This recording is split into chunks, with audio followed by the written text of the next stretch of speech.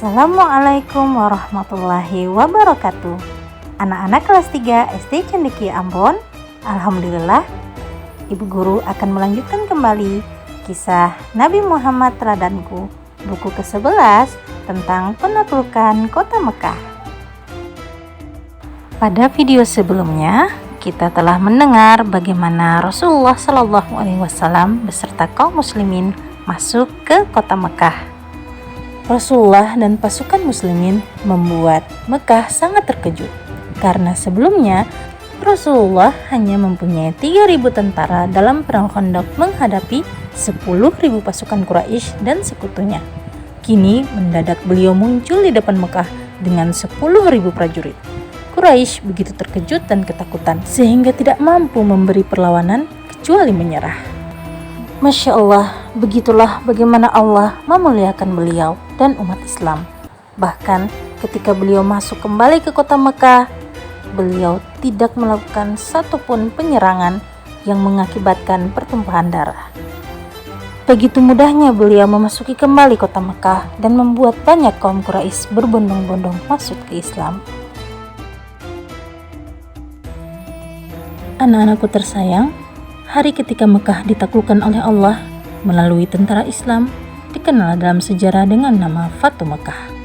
Pada hari itu, amarah dan kebencian meledak di hati Fadalah bin Umair. Ia tidak menerima Mekah takluk begitu saja. Diam-diam, ia pergi mencari Rasulullah SAW. Ketika dilihatnya beliau sedang bertawaf, Fadalah segera mengikuti dari belakang. Di balik bajunya, sebilah pisau mengkilat siap dihunus dan dihujamkan. Fadalah semakin dekat dan semakin dekat kepada Rasulullah. Tangan Fadalah masuk ke balik bajunya untuk mencabut pisau. Pikirannya dipenuhi hasrat membara untuk membunuh Rasulullah. Tetapi tepat saat itu juga Rasulullah SAW menoleh kepadanya dan menegur, "Apakah ini Fadalah?" "Iya saya, Fadalah, wahai Rasulullah." "Apa yang sedang kamu pikirkan?" tanya Rasulullah. "Tidak memikir apa-apa, aku hanya sedang memikirkan Allah." Rasulullah SAW tersenyum. Beliau meletakkan tangannya yang sejuk ke atas dada Fadalah sambil bersabda, "Mohon ampunlah kepada Allah." Perlahan-lahan hati Fadalah menjadi tenang. Ia kemudian berkata, "Begitu beliau melepaskan tangan dari dadaku, aku merasa tidak seorang pun yang lebih aku cintai daripada beliau." Dalam perjalanan pulang ke rumahnya, Fadalah dipanggil seorang wanita cantik. Wanita itu dulu pernah disukai olehnya. Wanita itu ingin mengajak Fadalah bicara, namun Fadalah berkata, "Tidak, Allah dan Islam telah melarangku bicara bebas dengan wanita yang belum halal. Aku baru saja melihat Rasulullah SAW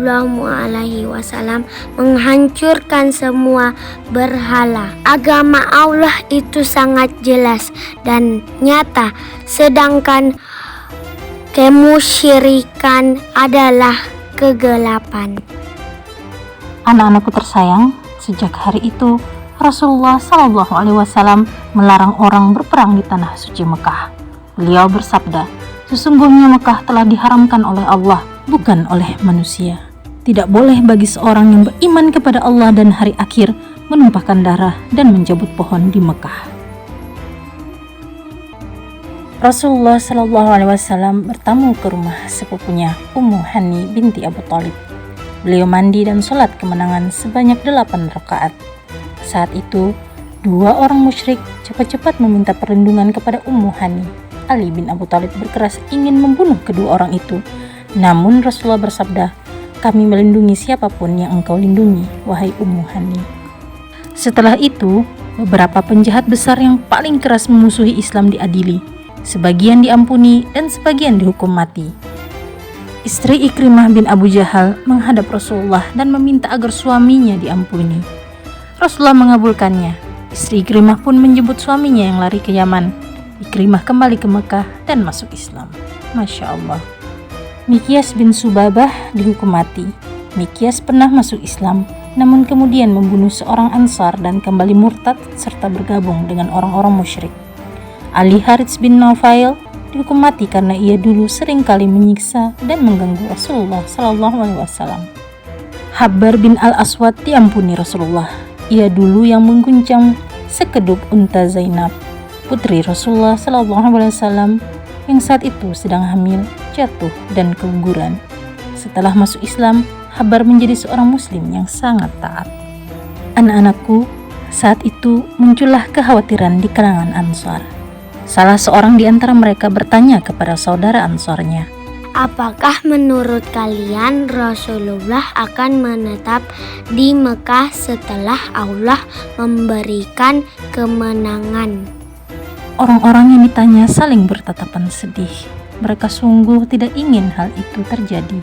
Ketika itu, Rasulullah sedang berdoa di Safa sambil mengangkat kedua tangan. Begitu selesai, beliau segera menghampiri kerumunan Ansar dan bertanya, "Apa yang sedang kalian bicarakan?" Tidak ada apa-apa, wahai Rasulullah. Namun, karena kekhawatiran yang terus membesar, akhirnya mereka menyampaikan kepada Rasulullah. Beliau pun bersabda, "Aku berlindung kepada Allah. Tempat hidupku adalah tempat hidup kalian, dan tempat matiku adalah tempat mati kalian." Anak-anakku, penaklukan Mekah terjadi pada tanggal 17 Ramadan tahun ke-8 Hijriah. Allah memberikan kemenangan besar kepada kaum muslimin justru pada saat mereka tengah menunaikan ibadah saum 5 hari sebelum Ramadan berakhir. Rasulullah SAW mengirim Khalid bin Walid beserta 30 penunggang kuda untuk menghancurkan berhala Uzza di Naklah. Berhala ini milik orang Quraisy dan Bani Kinanah. Khalid merobohkannya kemudian kembali. Namun Rasulullah bertanya, "Apakah engkau melihat sesuatu?" Tidak, ya Rasulullah. Jawab Khalid, "Kalau begitu, engkau belum benar-benar merobohkannya.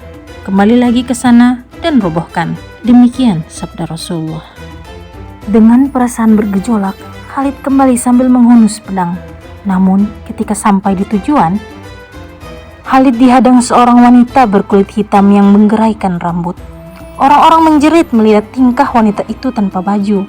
Khalid segera menebasnya sampai mati.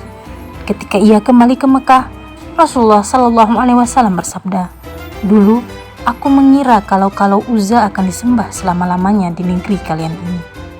Selain itu, Amr bin As juga diutus untuk menghancurkan berhala Suwa milik Bani Hudail di Ruhat. Ketika ia tiba di sana, penjaga Suwa bertanya, "Apa maumu?" Aku diperintahkan Rasulullah untuk menghancurkan Suwa. "Engkau tidak akan sanggup," jawab penjaga sambil mendelik. Mengapa? Tanya Amr geram. "Karena engkau akan dihalangi," suruh penjaga dengan yakin. Hingga detik ini engkau masih juga berada dalam kebatilan. Suruh Amr gemas. Celakalah engkau. Apa kau pikir berhala itu bisa mendengar dan melihat? Kemudian Amr bin As menghancurkan Suwa sampai berkeping-keping. Setelah itu ia bertanya kepada penjaga, Bagaimana menurut pendapatmu? "Kalau begitu aku pasrah kepada Allah," jawab penjaga. Rasulullah SAW mengutus Sa'ad bin Zaid beserta 20 pasukan untuk menghancurkan Manat. Berhala ini dulunya milik Aus, Hajraj, Ghassan, dan lainnya. Di tempat itu juga muncul dukun wanita yang berkulit hitam yang bertelanjang sambil mengutus Sa'ad. Sa'ad membunuhnya dan menghancurkan berhalanya. Rasulullah menghancurkan berhala karena sungguh tak layak berhala disembah, karena Allah lah yang maha kaya. Dialah yang memiliki kerajaan bumi dan langit beserta bintang-bintang, bulan-bulan, asteroid, komet-komet, dan segala yang ada di alam semesta ini. Maka itu hanya kepada Allah lah kita menyembah, dan tidak boleh kita menyekutukan Allah dengan segala sesuatu apapun yang ada di dunia ini. Itulah kisah kelanjutan pada buku Sirah ke-11 tentang penaklukan kota Mekah. Insyaallah akan Ibu Guru lanjutkan pekan depan. Semoga kalian bisa memahami kisah ini dan meneladani perilaku Rasulullah SAW. Sekian, wassalamualaikum warahmatullahi wabarakatuh.